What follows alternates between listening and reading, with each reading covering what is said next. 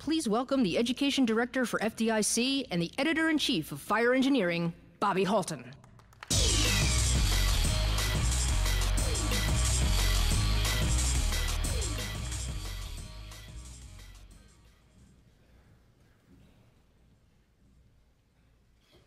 That was a PT test. Good morning and welcome to the 82nd Annual Fire Department Instructors Conference.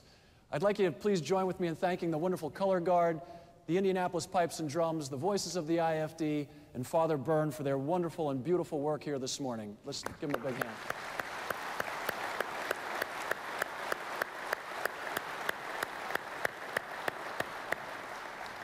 I'd love to mention everyone we need to thank for assisting with this tremendous event. However, that would take up the entire conference. But allow me to extend to all of our wonderful partners and our tremendous volunteers a heartfelt thanks for their countless hours of devotion and their overwhelming support. You know, it's not hard for those of us who come here year after year to understand why men and women are so willing to step up and donate their time, their thoughts, and their talent to FDIC. For I stand here in front of you this morning opening up the 82nd gathering of this wonderful and momentously important event. You see, we here today represent the fourth generation to be participating in this event. And we're now mentoring the next generation of fire service leadership, the men and women of the fifth generation of FDIC. Now, the road ahead of the next generation is steep with challenges, and it's daunting in its dimensions. They will inherit the battle to make residential sprinkler legislation a reality. They will inherit an array of dangerous building construction methods, from modular to lightweight, from ultra-insulated to green. They will inherit shrinking budgets and dwindling recruitment.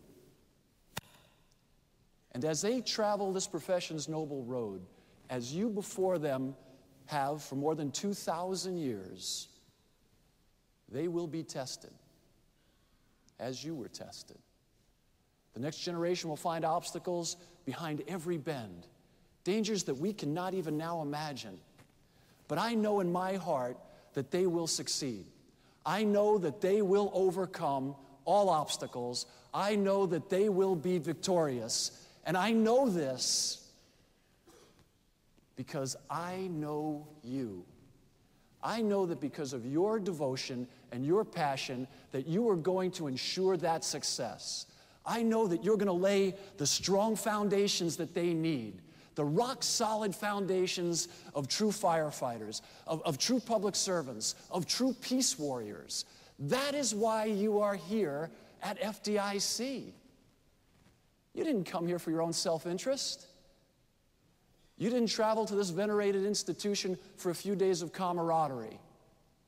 You're here for the future of this great profession, for our nation's futures. And that's why men and women like you, instructors and students of this profession, have faithfully come here together at FDIC for 82 years. We come here because FDIC is where we exchange ideas. FDIC is where we challenge the status quo, where we propose new approaches and we reinforce proven methods. Here, the best of the bravest gather proudly to celebrate this profession's honored tradition of continuous improvement. We gather to recognize a profession that's noble of character, and we pay respects to the rich history of dedication and sacrifice. And we do so with tremendous respect for the sacrifices that endured by those who sat here before us. In 1928, the very first Fire Department Instructors Conference opened up in pretty much the same way. Now, there were not 30,000 attendees, but there were fire department instructors from across our great countries. Their number represented about equal to what our numbers represent today. You see, in the US and Canada, there are roughly 2 million firefighters, and gathered here with us this week will be roughly 30,000 instructors. That represents roughly 1 in every 100 firefighters in North America. And that representation has been about the same throughout the history of this great conference. You here at FDIC are the 1 in 100. And one is deeply humbled when we remember the tremendous struggles and the horrific tragedies that our forebears had to overcome for this conference, for this FDIC to endure.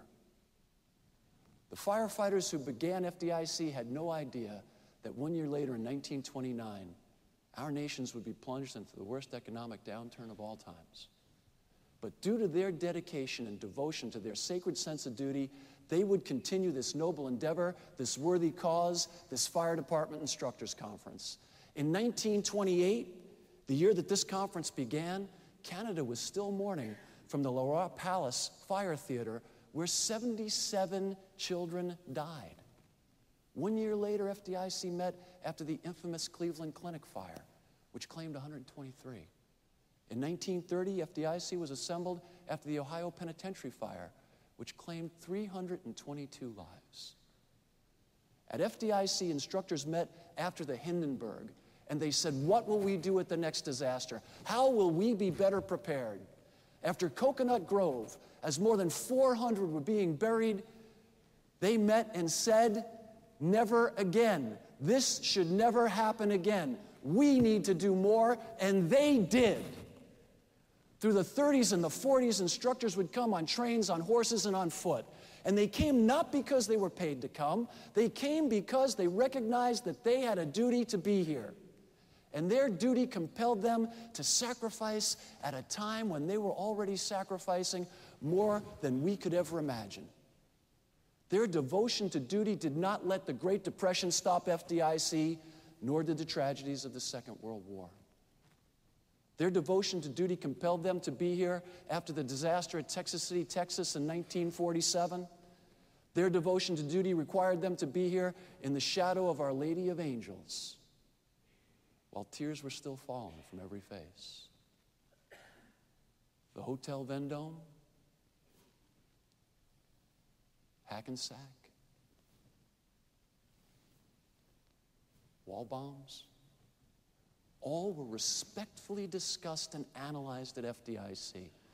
Not for what happened, not for what should have been done, but for why.